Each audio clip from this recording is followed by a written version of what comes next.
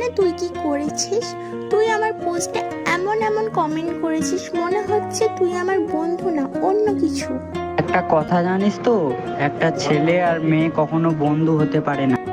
ও বুঝলাম, তুই আমাকে লাইক করিস, তাহলে তুই যদি আমাকে ইমপ্রেস করতে পারিস আমি তোকে আমার একটা পিক সেন্ড করবো, আর না পারলে ভাববি পারিস না।